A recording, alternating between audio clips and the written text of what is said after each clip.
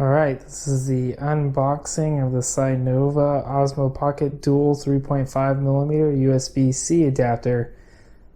And we're going to open it up, try it out, and see how it works with the DJI Osmo Action.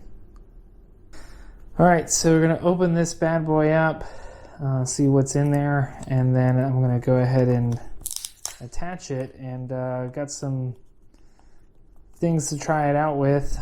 This microphone right here is a 5.1 microphone that doesn't seem to work well with my Osmo Pocket, which I'm actually using to film this right now, which I have attached the 3.5mm adapter to a stereo lavalier mic.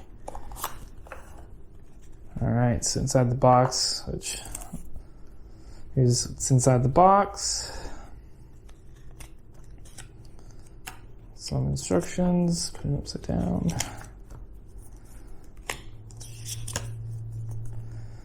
Basic stuff.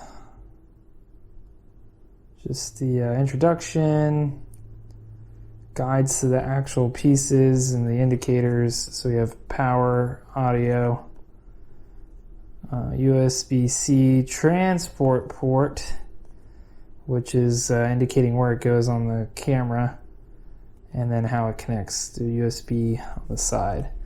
So this is the DJI Tech case, and it's supposed to be good with the adapter, so we'll see how that plays out, because I bought this before this was even released.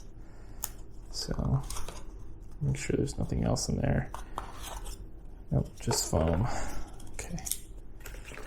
Standard protection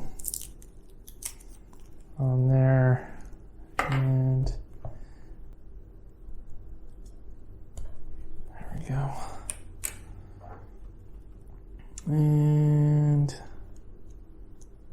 oh my god. Oh, that fits perfectly actually. I'm very surprised by that.